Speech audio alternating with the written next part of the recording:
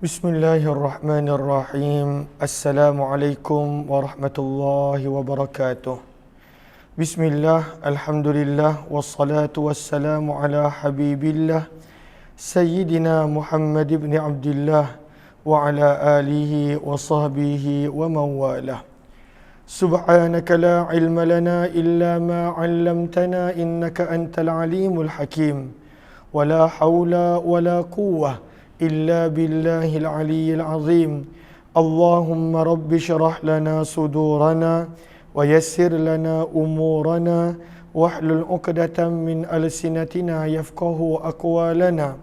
اللهم فقهنا في الدين وعلمنا التأويل. اللهم ألهمنا مراشد أمورنا وأعذنا من شرور أنفسنا برحمتك يا رب العالمين والحمد لله رب العالمين.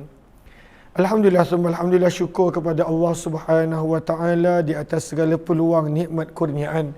Selawat dan salam buat junjungan mulia kekasih Allah baginda Rasul sallallahu alaihi wasallam.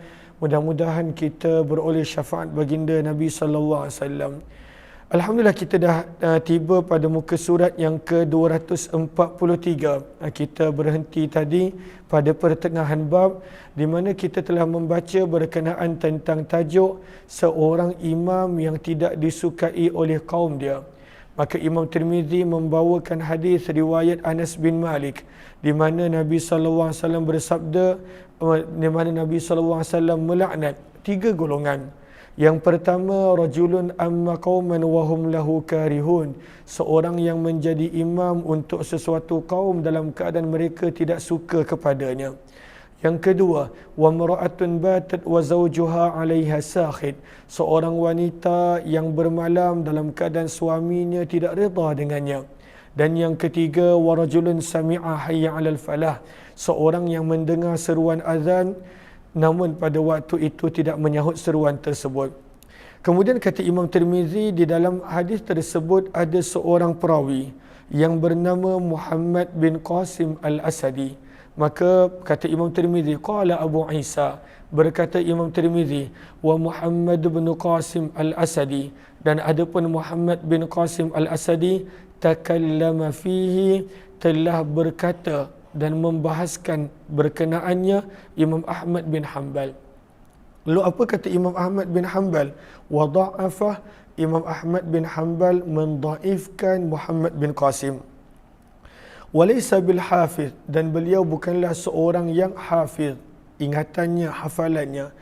Wa qad kariha qauman, kata Imam Tirmizi, dan ada sekelompok ulama daripada kalangan ahli ilmu, mereka tidak menyukai bahawa seseorang itu menjadi imam untuk sesuatu kaum dalam keadaan kaum tersebut tidak suka kepadanya.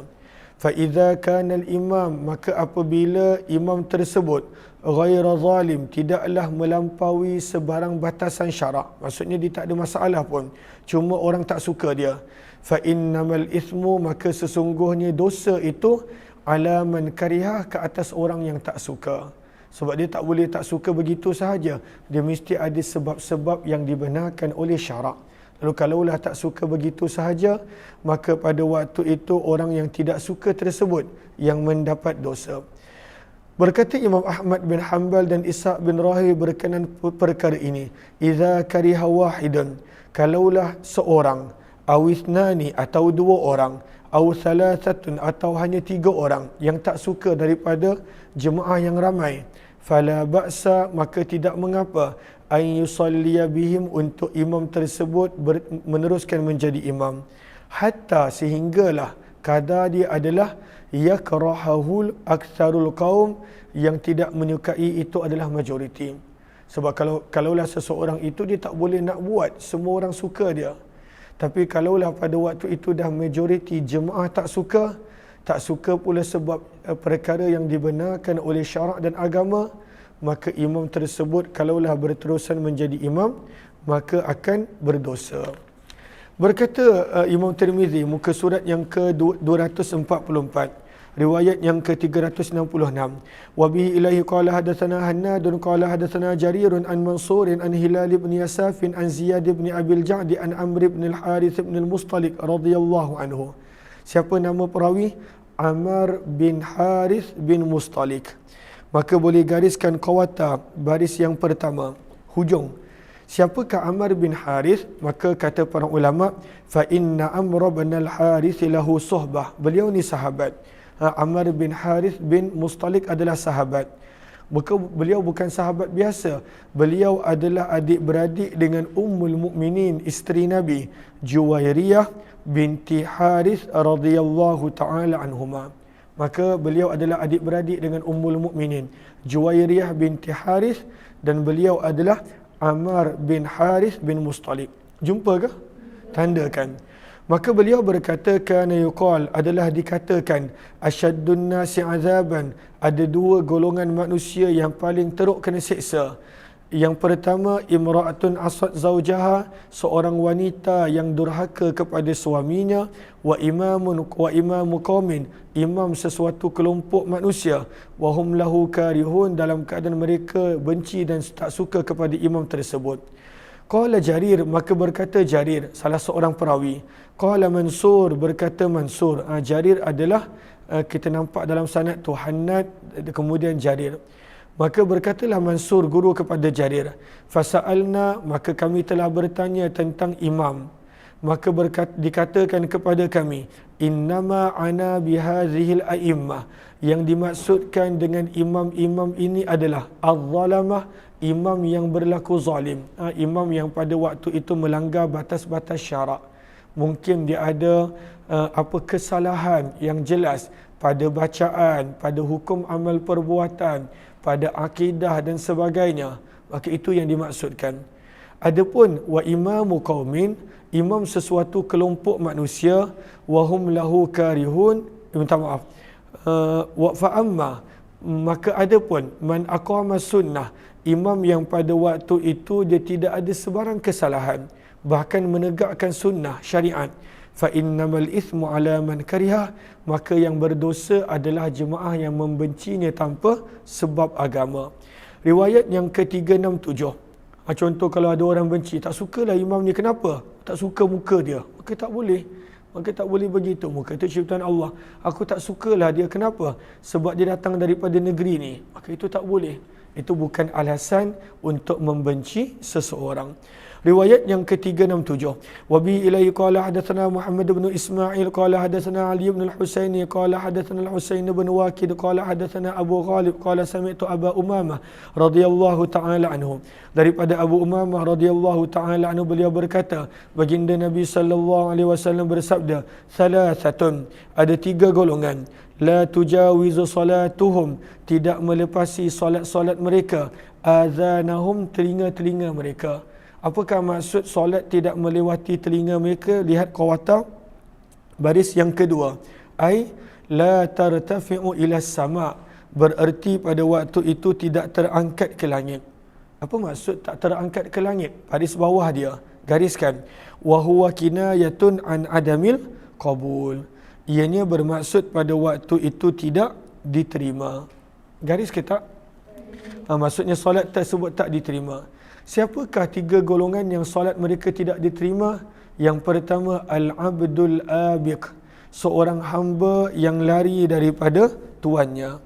Maka hamba yang lari daripada tuannya, maka pada waktu itu solatnya tidak diterima. Apa pula maksud solat tak diterima? Boleh lihat Arafah, baris yang pertama. Maka majoriti para ulama ataupun kebanyakan para ulama berkenaan tentang maksud hadis ini, solat tak diterima, annal murada, yang dimaksudkan dengan ungkapan tersebut adalah adamu wuku'i salatihim, bahawa solat tersebut berlaku dalam keadaan Allah tak redha dengan mereka. Bukanlah bererti solat tu tak sah, kena qada balik, tak. Maksud solat tak diterima, Allah tak redha perbuatan mereka, perbuatan hamba yang lari daripada Tuhan dia. Yang kedua, wa mar'atun batat, seorang wanita yang bermalam dalam keadaan suaminya pada waktu itu tak redha, murka kepadanya. Ini yang tadi yang nak dibaca ni Sahara. Lihat kepada Sahara, hadza, baris yang kedua. Maka kata para ulama, suami yang tak suka yang bagaimana, yang pada waktu itu syarak maksudkan, hadis maksudkan.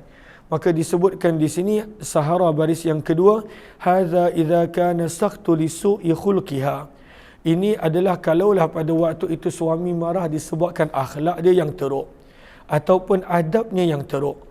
Maka ataupun pada waktu itu dia tak taat kepada suaminya pada perkara yang syarak benarkan. Namun kalaulah pada waktu itu suami marah disebabkan pada waktu itu perkara yang haram, maka dia tak berdosa. Maka ini ditulis oleh Ibnul Malik rahimahullahu ta'ala. Dan yang ketiga, wa imamu qaumin, imam sesuatu kaum yang pada waktu itu kaum tidak suka kepadanya. Berkata Imam Tirmizi, hadis ini adalah hadis hasan gharib daripada sanad ini, dan Abu Ghalib perawi namanya adalah Hazawwar. Namanya adalah Hazawwar. Bab yang ke-151, Imam Tirmizi membawakan tajuk Babu ma jaa idza shallal imam. Bab pada hadis dan riwayat yang telah datang apabila imam solat duduk, maka hendaklah makmum pun solat duduk. Ini di awal Islam. Di awal Islam bila imam solat duduk, maka makmum pun kena solat duduk. Ini di awal Islam.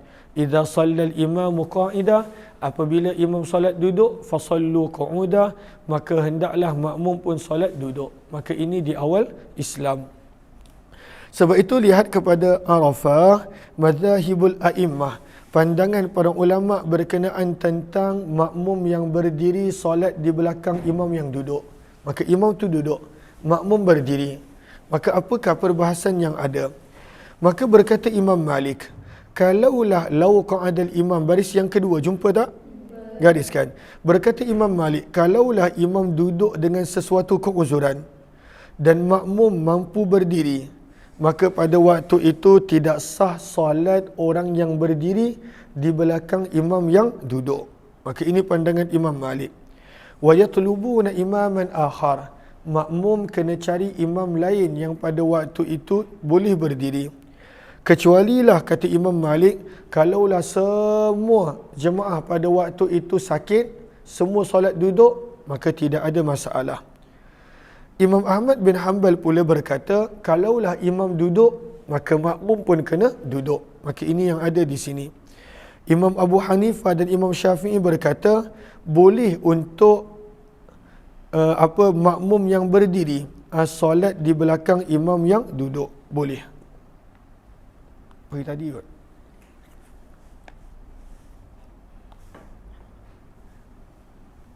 Okey. Maka boleh untuk makmum yang berdiri solat di belakang imam yang duduk. Boleh. Maksudnya makmum tu berdiri sebab dia sihat, tapi imam dalam keadaan duduk. Maka yajuzul iktidak boleh. Pada waktu itu boleh. Dan makmum tak boleh duduk sebab yang sakitnya imam. Maka dalam mazhab Syafi'i boleh. Dan ini diambil dalil ketika mana nanti kita baca riwayat 369. Pada hujung usia Nabi, maka Nabi SAW solat duduk dalam beberapa keadaan dan makmum di belakang berdiri. Tapi di awal Islam, bila imam solat duduk, maka Nabi suruh para makmum pun solat duduk. Maka kita jangan keliru. Yang ini adalah di awal Islam. Allahumma salli ala habibina Muhammad wa ala alihi washabihi ajma'in. Okey. Riwayat 151. Bab 151. Riwayat 368. Wa bihi ilaihi qala hadatsana Qutaibah qala hadatsana Laits an ibn Shihab an Anas bin Malik radhiyallahu anhu. Daripada Anas bin Malik radhiyallahu taala anhu, beliau berkata, kharra Rasulullah sallallahu alaihi wasallam an farasin. Nabi sallallahu alaihi wasallam telah terjatuh daripada kuda. Nabi terjatuh. Fajuhisha. Maka pada waktu itu Nabi luka, Nabi cedera. Maka Nabi tak boleh solat berdiri. Fasalla bina qa'ida. Maka Nabi telah menjadi imam untuk kami dalam keadaan Nabi duduk. Fasallaina ma'ahu qu'udan. Maka kami pun solat bersama baginda dalam keadaan duduk. Thumman sarafa. Kemudian Nabi SAW bila selesai solat, faqala, maka Nabi bersabda, innamal imamu, bahawasanya imam, au qala, ataupun perawi ragu yang Nabi bersabda, innama ju'ilal imam, sesungguhnya imam dijadikan liyu'tamma bihi, untuk diikuti. Maka sabda Nabi ini di awal Islam. Fa idza kabbara, maka apabila imam mengangkat takbir, fakabbiru, maka bertakbirlah makmum, bertakbirlah kamu. Wa idza raka'a, bila imam rukuk, farka'u, maka rukuklah kamu. Wa idza rafa'a, bila imam mengangkat kepala daripada rukuk, farfa'u, maka angkatlah kamu kepala daripada rukuk. Wa idza qala sami'allahu liman hamidah, bila imam menyebut sami'allahu liman hamidah, faqulu, maka ucapkanlah kamu rabbana walakal hamd. Rabbana walakal hamd, Rabbana lakal hamd. Ada 4 riwayat yang itu kita dah baca. Wa idza sajada, bila imam sujud, fasjudu, maka sujudlah kamu. Wa idza shalla qa'idan, bila imam solat duduk, fasallu qu'udan, maka solatlah kamu juga dalam keadaan duduk, ajma'un, kesemuanya. Lihat kepada Arafah muka surat 244 berkenaan tentang peristiwa Nabi jatuh pada baris yang kedua, 4, 6. Berkata para ulama, inna waqi'ata sukutihi, jatuhnya Nabi SAW minal farasi, daripada kuda, ini berlaku pada tahun yang kelima hijrah. Berlaku pada tahun yang kelima hijrah. Maka ini berlaku pada tahun yang kelima hijrah. Okey. Kemudian 2 baris bawahnya, dan Nabi SAW ketika mana solat duduk dan para sahabat solat duduk, wa waqi'atu salatihi an-nafilah wa waqi'atu salatihi sallallahu alaihi wasallam al-maktubah. Maka Nabi SAW punya peristiwa ini berlaku sewaktu solat nafil dan juga sewaktu solat fardu, yang Nabi duduk dan para sahabat pun pada waktu itu duduk. Maka ini adalah kisah tentang Nabi jatuh daripada kuda, berlaku pada tahun 5 Hijrah. Kata Imam Tirmizi pada muka surat 245, dan di dalam bab ini ada riwayat yang lebih kurang sama daripada Ummul Mukminin Aisyah, Abu Hurairah, Jabir bin Abdullah, Abdullah bin Umar, Muawiyah bin Abi Sufyan radhiyallahu anhum. Berkata Imam Tirmizi, hadis Anas bin Malik, sesungguhnya Nabi sallallahu alaihi wasallam telah jatuh daripada kuda maka luka dan cedera, adalah hadis yang hasan sahih, Okey.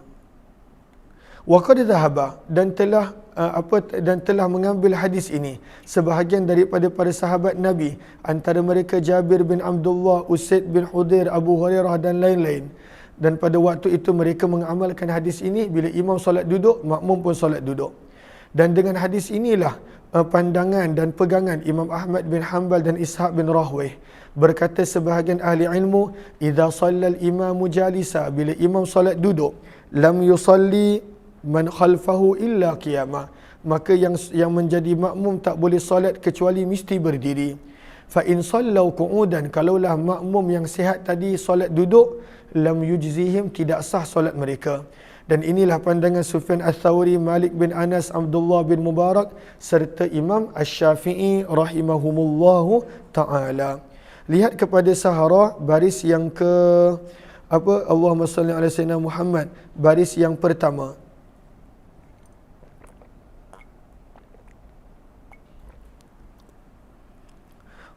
Baris yang kedua. Cek baris yang kedua. Waqila, dan dikatakan bahawa bila imam duduk, makmum pun kena duduk. Maka riwayat tersebut mansuh ketika mana Nabi SAW solat duduk pada waktu Nabi SAW sakit yang membawa kepada kewafatan baginda beberapa hari sebelum Nabi SAW wafat. Qabla mauti biyaumin, sehari sebelum Nabi wafat. Pada waktu itu jalisan, Nabi solat duduk sebagai imam, wan nasu khalfahu qiyamah, dan para sahabat kekal berdiri di belakang Nabi SAW. Maka hadis yang kita baca ini adalah mansuh. Bab yang ke-152, masih lagi berkenaan kalau imam duduk maka makmum bagaimana. Riwayat 369. Wa bi ila qala hadatsana Mahmud bin Ghailan qala hadatsana Syababatu an Syu'bah an Nu'aim bin Abi Hind an Abi Wa'il an Masruq Aisyah radhiyallahu anha. Daripada Aisyah radhiyallahu taala anha, beliau berkata, "Shalla Rasulullah sallallahu alaihi wasallam, baginda Nabi sallallahu alaihi wasallam telah salat khalfa Abu Bakr, di belakang Abu Bakar, fi maradihi, pada kesakitan yang membawa kepada kewafatan baginda, fihi qa'idan, pada waktu itu dalam keadaan duduk." Lihat kepada Arafah 4 baris daripada bawah. Ikhtalafar ruwah, maka kata para ulama, para perawi hadis berbeza pendapat bahawa adakah pada waktu ini Nabi jadi imam ataupun Nabi jadi makmum. Walau kana muqtadiyan, kalaulah Nabi jadi makmum, maka hadis ni tak boleh dijadikan dalil, sebab kita sedang membicarakan imam duduk dan makmum berdiri, yang mana itu pandangan Syafi'i. Walakin, akan tetapi kata para ulama, dan akan tetapi kebanyakan para muhaddisin pada waktu itu menganggap ada beberapa peristiwa, ta'addudil waqi'atain, ada beberapa peristiwa. Ada peristiwa yang Nabi SAW menjadi makmum dalam keadaan duduk, Abu Bakar jadi imam. Dan ada peristiwa yang Nabi SAW datang, Abu Bakar berundur, Nabi SAW jadi imam, Abu Bakar dan kemudian yang lain menjadi makmum. Maka sebab itu ianya adalah peristiwa yang berbeza. Maka itu boleh menjadi dalil, dan kita pun telah baca di dalam kitab Sirah Ar-Rahiqul Maktum, ianya adalah beberapa peristiwa yang berbeza.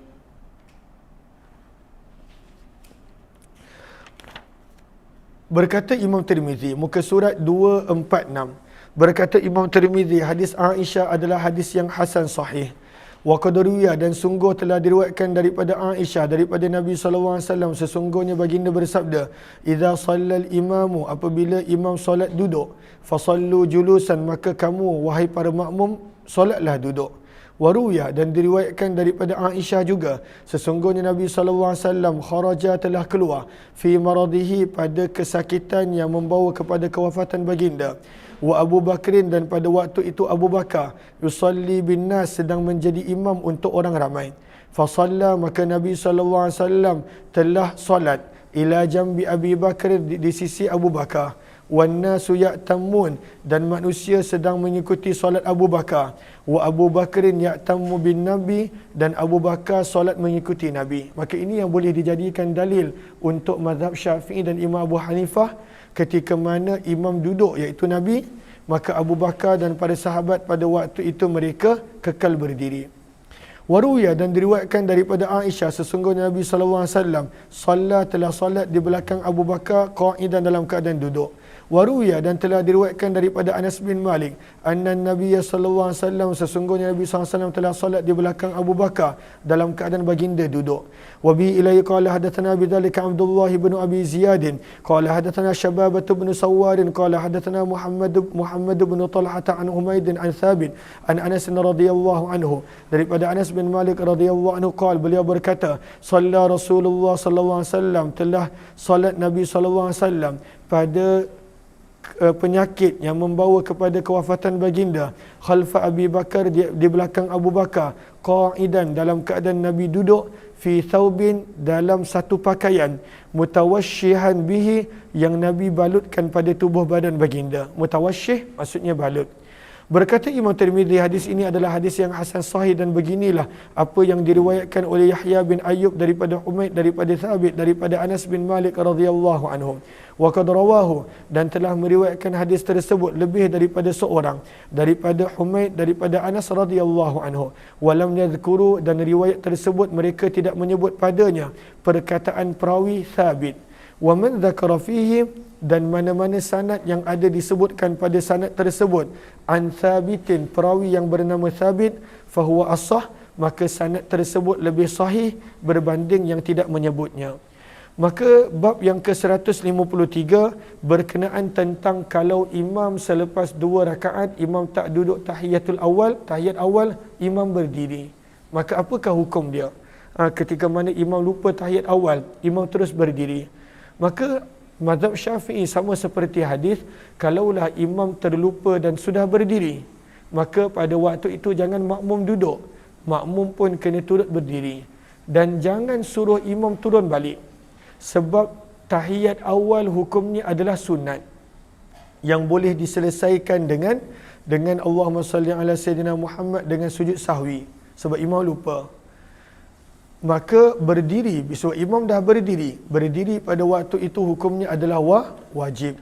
Maka nak meninggalkan berdiri yang wajib kerana nak patah balik buat sunat yang dah terlupa, maka kalaulah imam itu buat dalam keadaan dia tahu, maka batal solat imam. Maka makmum jangan suruh imam turun kalaulah imam dah berdiri untuk ketika mana imam terlupa tahiyat awal, dan hadis ini juga menjadi dalilnya. Bab majaa, bab pada hadis dan riwayat yang telah datang berkenaan fil imam, berkenaan imam yang hadu, yang berdiri fil rak'atain, selepas menunaikan 2 rakaat, nasian dalam keadaan lupa. Lupa apa? Tulis dalam kurungan, lupa untuk duduk tahiyat awal. Maka lihat kepada Arafah baris yang ketiga. Maka pada Arafah baris yang ketiga disebut, in kana aqrabu ilal qu'ud, kalaulah imam tersebut ataupun orang tersebut dia punya bangun lebih dekat dengan duduk, lebih dekat, maka pada waktu itu yajlis, dia duduk sebab dia dekat dengan duduk. Contohnya baru bangun sikit dan dia ingat ataupun makmum ingatkan, maka hendaklah dia duduk. Wala yasjudu lisahwi, dan tidak perlu untuk sujud sahwi. Wa illa qama, tapi kalaulah imam tersebut ataupun orang tersebut dia terlupa dan dah berdiri banyak, wa sajada lisahwi, maka hendaklah dia sujud sahwi. Maka apakah istilah definisi duduk yang hampir, berdiri yang hampir kepada duduk, ataupun berdiri yang sudah dikira sebagai berdiri? Sebab kalaulah hampir dengan duduk, boleh duduk balik. Kalaulah telah hampir dengan berdiri, kena terus berdiri. Maka disebut wafassaru al-qurba ila al-qu'ud an yakuna ghair murtafi' min ar-ruku'. Yang dimaksudkan duduk berdiri yang hampir kepada duduk adalah tidak melepasi kadar rukuk. Kalaulah dah berada pada kadar rukuk ataupun lebih daripada itu, maka dia telah hampir kepada berdiri, maka terus berdiri. Okey, jom kita lihat riwayat ini. Wa bihi ilaihi qala hadatsana Ahmad bin Mani'in qala hadatsana Husaim qala akhbarana ibn Abi Layla an Sya'bi qala, kata Sya'bi, shalla binal Mughirah bin Syu'bah. Mughirah bin Syu'bah radhiyallahu anhu, sahabat Nabi, telah menjadi imam buat kami. Fanahadha, maka beliau telah bangun berdiri fir rak'atain, setelah selesai 2 rakaat, kerana lupa nak duduk tahiyat awal, beliau lupa. Fasabbaha, maka telah mengucapkan subhanallah bihi, disebabkan lupa tersebut, disebabkan berdiri tersebut, al-qaumu, para makmum. Maka bila para makmum sebut subhanallah sebab imam lupa tahiyat awal, wasabbaha bihim, maka Mughirah bin Syu'bah pun balas dengan tasbih balik. Mughirah bin Syu'bah berkata subhanallah. Falamma qada salatah, apabila telah selesai solat, sallama, maka Mughirah bin Syu'bah memberi salam radhiyallahu anhu. Summa sajada, kemudian beliau telah sujud 2 sujud sahwi. Wa huwa jalisun, dalam keadaan beliau masih duduk. Nah, ini sama pandangan dengan Imam Abu Hanifah. Sujud sahwi selepas daripada salam. Summa haddathahum, kemudian beliau menceritakan kepada para makmum dia, anna Rasulullah sallallahu alaihi wasallam, sesungguhnya Nabi sallallahu alaihi wasallam, fa'ala, pernah buat, bihim, kepada mereka, pada sahabat, misla, sama seperti alladhi fa'ala, yang beliau buat. Maksudnya bila dah berdiri, terlupa duduk tahiyat awal, terus berdiri, dan di hujung sujud sahwi. Berkata Imam Tirmizi, dan di dalam bab ini ada riwayat yang lebih kurang sama daripada sahabat Nabi Uqbah bin Amir, Sa'ad, Abdullah bin Bujainah radhiyallahu anhum. Berkata Imam Tirmizi, hadis Mughirah bin Syu'bah qadruya, telah diriwayatkan min ghairi wajhin, daripada sanad yang berbeza, daripada Mughirah bin Syu'bah radhiyallahu anhu. Wa qad takallama, dan telah membicarakan ba'du ahli ilmi, sebahagian daripada ahli ilmu, tentang perawi yang bernama Ibnu Abi Layla min qibali hifzih, disebabkan hafalannya.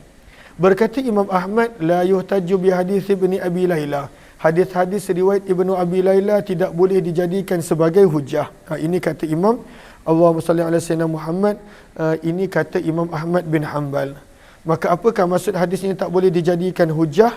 Maka boleh lihat kepada Arafah baris yang last tu, siapakah beliau? Beliau adalah Muhammad bin Abdul Rahman bin Abi Layla. Wa huwa dhaif, kata para ulama, beliau adalah dhaif kerana beliau tidak tahu mana satu riwayat yang ada kecacatan dan pada waktu itu mana satu riwayat yang elok. Adapun ayah dia, siapa nama ayah dia? Abdul Rahman bin Abi Layla, maka ayahnya tabi'in dan thiqah. Anak dia yang pada waktu itu dhaif, anak dia Muhammad, ayahnya Abdul Rahman. Jumpa ke? Gariskan di situ. Okey. Allahumma salli ala sayyidina Muhammad. Mana tadi? Maka sebab itu berkata Imam Bukhari, wa qala Muhammad bin Ismail, berkata Imam Bukhari, Ibnu Abi Layla adalah seorang yang saduq, seorang yang dipercayai. Wala arwi anhu, namun kata Imam Bukhari, aku tidak mengambil hadis daripada beliau. Li'annahu, kerana beliau la yadri, tidak mengetahui, sahihu hadisih, mana satu hadisnya yang sahih, min sakimih, dan mana satu hadisnya yang ada kecacatan. Wa kullu man kana misla hadza, kata Imam Bukhari, dan setiap perawi yang sama keadaannya seperti Muhammad bin Abdul Rahman bin Abu Layla, fala arwi anhu syai'a, kata Imam Tirmizi, aku tak akan ambil dan riwayatkan hadis daripadanya. Wa qad ruya, dan sungguh telah diriwayatkan hadis ini daripada sanad yang berbeza daripada Mughirah bin Syu'bah. Maka apakah sanad berbeza tadi? Ini dia. Dan telah meriwayatkan hadis daripada Mughirah bin Syu'bah. Sanadnya berbunyi daripada Sufyan, daripada Jabir, daripada Mughirah bin Syubail, daripada Qais bin Abi Hazim, daripada Mughirah bin Syu'bah. Namun perawi yang ada pada sanad yang lain, iaitu Jabir al-Ju'fi, telah didhaifkan oleh sebahagian ahli ilmu. Yahya bin Sa'id al-Qattan, Abdul Rahman bin Mahdi dan selain mereka pada waktu itu mengatakan adalah matruk, tak ambil riwayat daripadanya. Kata Imam Tirmizi, beramal pada hadis ini di sisi ahli ilmu. Atiyah fi ala anna rajul, sesungguhnya seseorang itu apabila dia berdiri setelah selesai 2 rakaat, dalam kurungan dia lupa untuk tahiyat awal, maka apa yang perlu dia buat? Madha fi salatih, hendaklah dia teruskan solatnya, jangan patah balik duduk, teruskan solat. Dan kemudian di akhir solat, wasajada sajdatain, maka hendaklah dia sujud sahwi kerana terlupa tahiyat awal. Dan antara yang pada waktu itu ada pandangan, minhum man ra'a qabla taslim, ada yang mengatakan sujud sahwi sebelum salam. Wa minhum man ra'a ba'da taslim, ada yang mengatakan sujud sahwi selepas salam. Wa man ra'a qabla taslim, ada pun orang yang menyebut bahawa sujud sahwi sebelum salam. Fa hadithuhu asah, maka hadisnya adalah lebih sahih.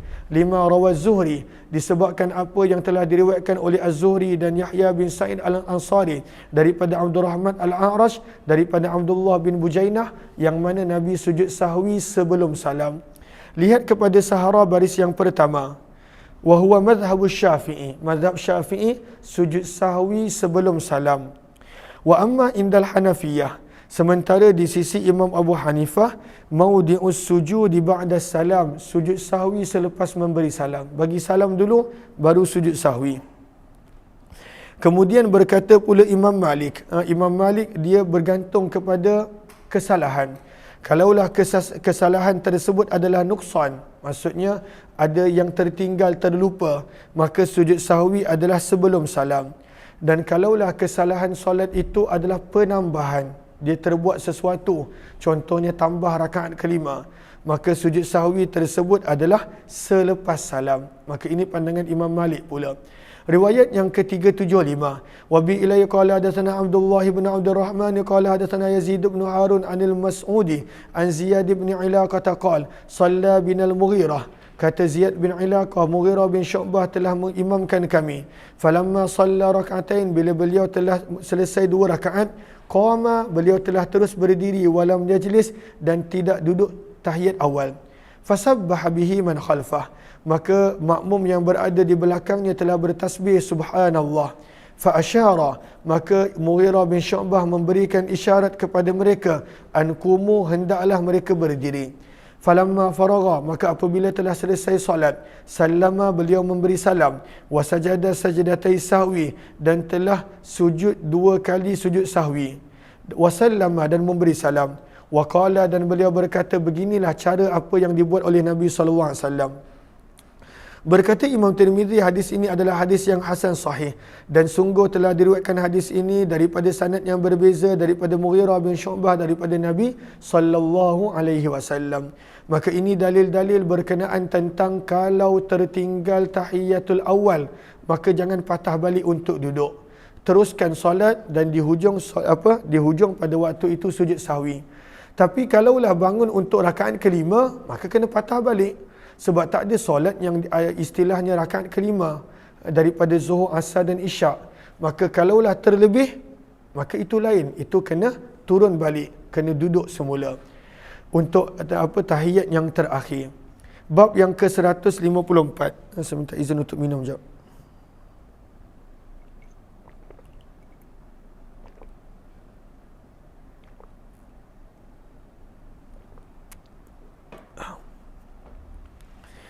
Bab yang ke-154. Bab ma jaa fi miqdaril qu'ud fi ar-rak'atainil ulayain. Bab pada hadis dan riwayat yang telah datang berkenaan kadar duduk pada 2 rakaat. Di sini maksud 2 rakaat pertama, bukan rakaat 1, rakaat 2. Tapi baca Arafah, maksud daripada bab ini sebenarnya adalah baca Arafah.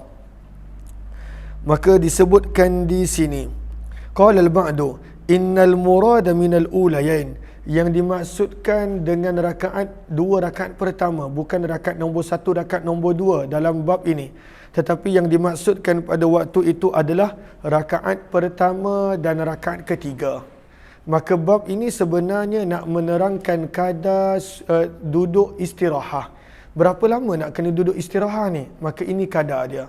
Maka kata Imam Tirmizi, bab pada hadis dan riwayat yang telah datang berkenaan tentang kadar duduk pada rakaat pertama dan ketiga. Al-ulayain boleh letak di situ dalam kurungan pertama dan ketiga. Walaupun ulayain maksudnya 2 yang pertama, tapi kata para ulama hadis maksudnya adalah rakaat pertama ada jalsah istirahat, ada duduk istirahat. Berapa kadar duduk dia? Rakaat ketiga ada jalsah istirahat. Berapa kadar duduk dia? Riwayat yang ke-376. Wa bi ilaihi qala hadatsana Mahmud bin Ghailan qala hadatsana Abu Dawud huwa at-Tayalisi qala hadatsana Syu'bah qala hadatsana Sa'd bin Ibrahim qala sami'tu Aba Ubaidah bin Abdullah bin Mas'ud yuhaddits an abihi radhiyallahu anhu. Daripada Abdullah bin Mas'ud radhiyallahu anhu, beliau berkata, kana Rasulullah sallallahu alaihi wasallam, adalah Nabi sallallahu alaihi wasallam, idza jalasa, apabila duduk, fir rak'atainil ulayain, pada rakaat yang pertama dan kedua. Maksud ulayain adalah pada rakaat pertama dan kedua. Dalam kurungan maksudnya duduk istirahat sebelum berdiri. Lepas sujud, sebelum berdiri, duduk seketika. Maka berapakah kadar duduk dia? Maka kata Abdullah bin Mas'ud, ka'annahu, seolah-olah baginda, ala radfi, berada pada batu yang panas. Maksudnya sekejap je. Nabi duduk sekejap, kemudian Nabi terus berdiri. Bukan maksudnya pada waktu tu duduk lama. Imam dah habis baca Fatihah, yang ni duduk lagi. Lama sangat dia duduk. Kadar duduk istirahat adalah sangat sekejap dan seketika. Lihat kepada Sahara, apakah maksud ar-rudfu? Ianya adalah al-hijarah, batu, al-muhmah, yang panas, ala nar, di atas api. Batu yang dipanaskan di atas api. Maka Nabi duduk sekejap dia, sehingga digambarkan seolah seorang yang berada di atas batu yang panas. Maksudnya sekejap dia Nabi duduk, kemudian Nabi terus bangun. Berkata Syu'bah, summa harraka Sa'dun, kemudian pada waktu itu Sa'ad telah menggerakkan kedua bibirnya mengucapkan sesuatu. Fa'akul, maka Syu'bah bertanya, hatta yakuma, adakah pada waktu itu Nabi SAW duduk sekejap kemudian terus berdiri? Yakuma maksudnya Nabi. Fayaqul, maka berkatalah Sa'ad perawi, hatta yakuma, sehinggalah Nabi SAW terus berdiri. Berkata Imam Tirmizi, hadis ini adalah hasan, tidak illa, kecuali sesungguhnya Abu Ubaidah tidak mendengar daripada ayahnya. Wal amalu, maksudnya hadis ini sanadnya terputus sebab Abu Ubaidah tidak pernah mengambil riwayat daripada ayahnya Abdullah bin Mas'ud radhiyallahu anhu. Dan amalan pada hadis ini di sisi ahli ilmu, yakhtarun, mereka memilih, alla yutila ar-rajulu, janganlah memanjangkan seseorang itu duduk pada rakaat pertama dan ketiga, dalam kurungan duduk istirahat.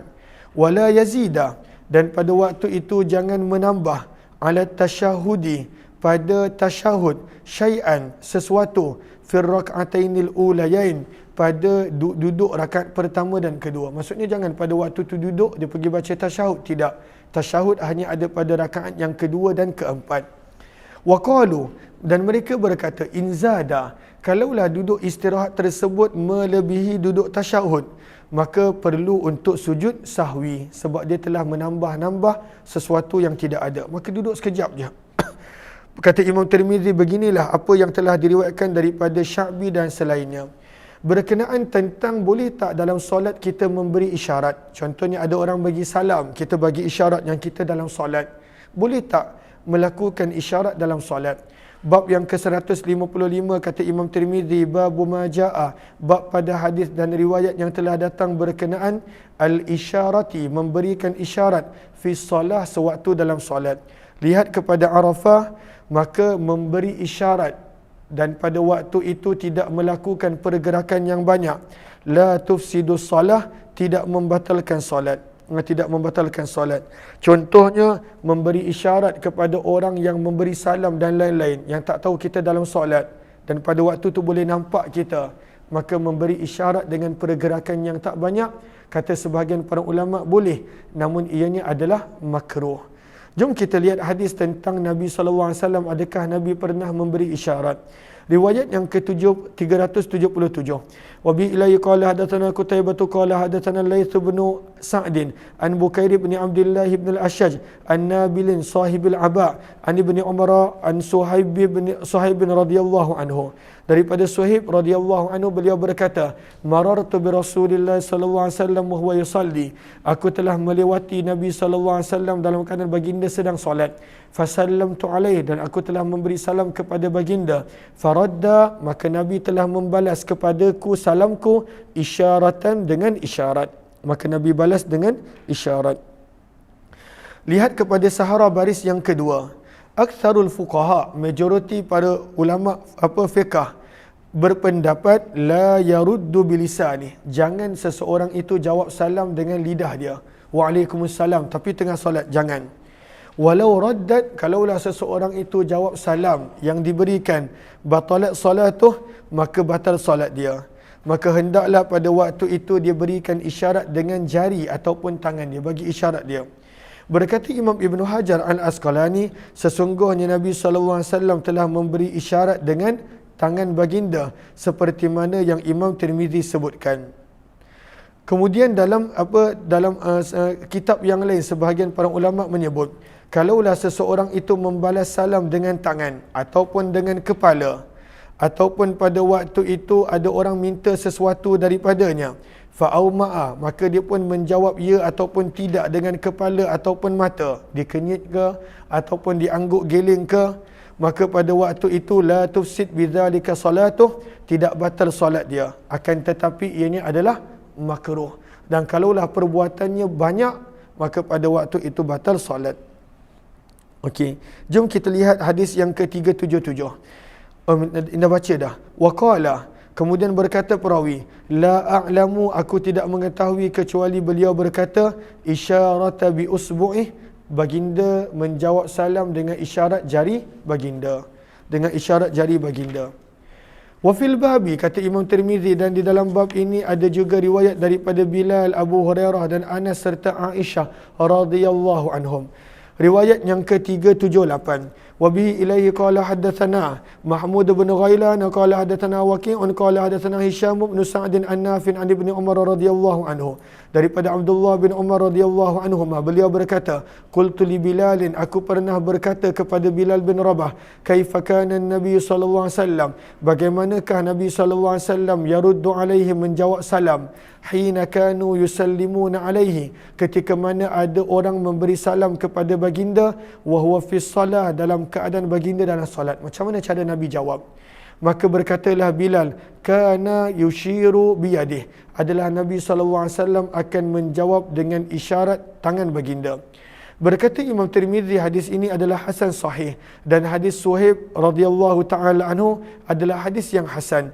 Kami tidak mengetahuinya kecuali daripada riwayat sanad Laits daripada Bukair, dan sungguh telah meriwayatkan daripada Zaid bin Aslam daripada Abdullah bin Umar radhiyallahu anhuma, di mana beliau berkata, aku telah bertanya kepada Bilal, kaifa kana Nabi sallallahu alaihi wasallam yaruddu alaihim, bagaimanakah Nabi sallallahu alaihi wasallam menjawab salam pada sahabat ketika mereka memberi salam kepada baginda sewaktu baginda di Masjid Banu Amr bin Auf. Masjid Banu Amr bin Auf ia adalah Masjid Quba. Sebab itu lihat kepada Arafah pada baris yang ke-6 daripada bawah, baris yang ke-7 daripada bawah.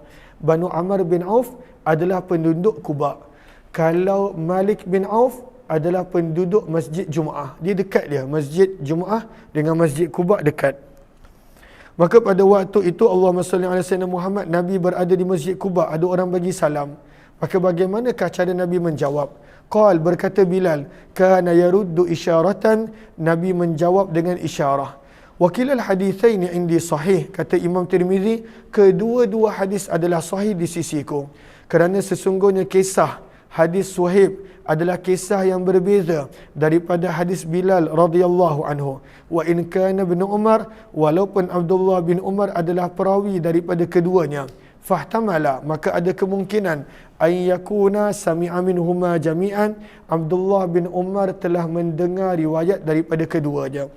Bab yang ke-156 menceritakan kalaulah berlaku sesuatu dalam solat, maka pada waktu itu wanita perlu menepuk tangan.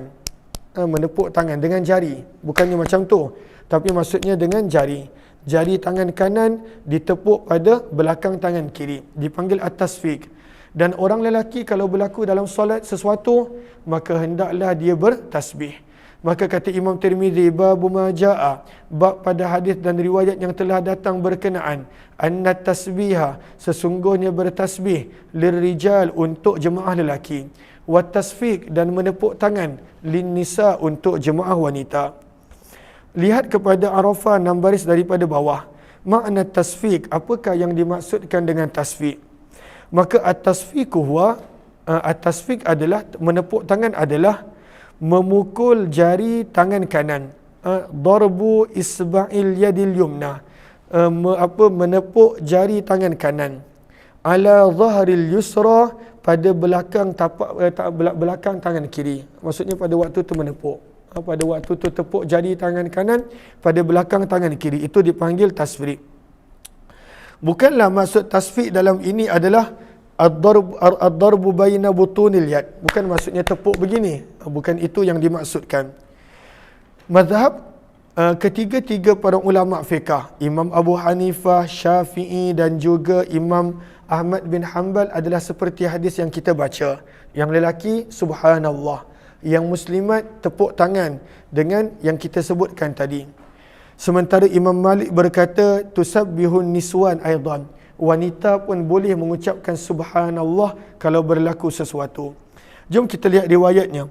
Wa bi ilai qala hadatsana Hannad qala hadatsana Abu Muawiyah an al-A'mash an Abi Salih an Abi Hurairah radhiyallahu ta'ala anhu qala qala Rasulullah sallallahu alaihi wasallam, sabda Nabi sallallahu alaihi wasallam, at-tasbihu lirrijal, mengucapkan subhanallah adalah untuk lelaki, wa tasfiqu lin-nisa, menepuk tangan adalah untuk wanita ketika berlaku sesuatu yang ingin ditegur dalam solat.